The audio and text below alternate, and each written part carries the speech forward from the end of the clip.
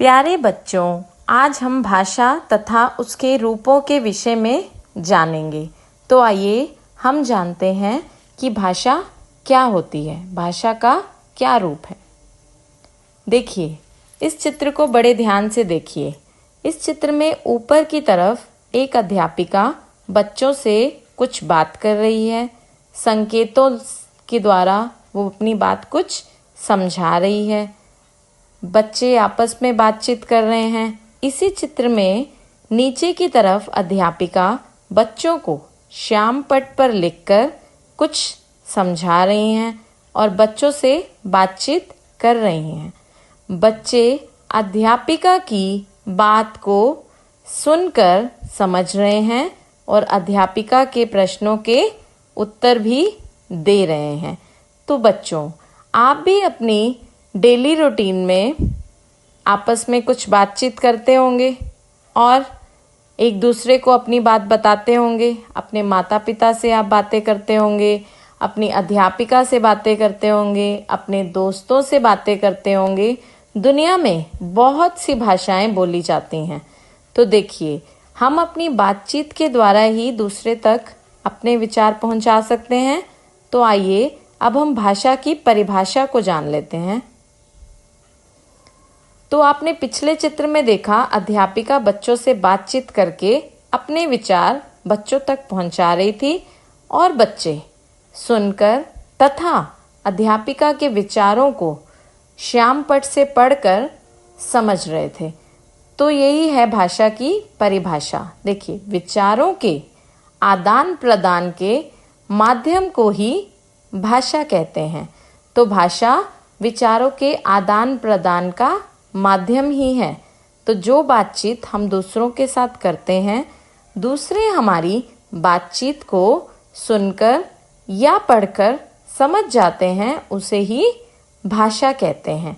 तो आइए अब हम भाषा के रूपों के विषय में जानते हैं। देखिए, भाषा के रूप, भाषा के दो रूप होते हैं। पहला मौखिक भाषा, दूसरा लिखित भाषा। तो अब हम मौखिक भाषा के विषय में ज्ञान प्राप्त करते हैं। देखिए, इस चित्र में आपको पहले चित्र में एक दादी माँ बच्चों को कहानी सुना रही है। बच्चे दादी माँ की कहानी को सुनकर समझ रहे हैं। और दूसरे चित्र में यहाँ एक व्यक्ति हनुमान जी का रोल स्टेज पर कर रहा है ना।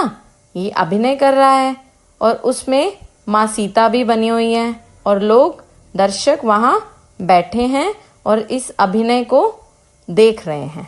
तो देखिए, पहले चित्र में दादी माँ कहानी सुना रही है, बच्चे कहानी सुनकर समझ रहे हैं। दूसरे चित्र में अभिनय हो रहा है, लोग देखकर समझ रहे हैं। तो ये दोनों ही भाषा के मौखिक रूप हैं। तो आइए अब हम भाषा के मौखिक रूप की परिभाषा जानते हैं। बोलकर विचारों को प्रकट करने वाली भाषा मौखिक भाषा कहलाती है।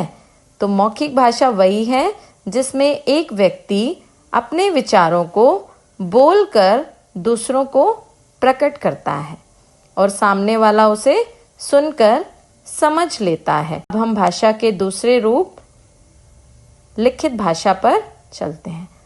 देखिए, लिखित भाषा, लिखकर विचारों को प्रकट करने वाली भाषा लिखित भाषा कहलाती है।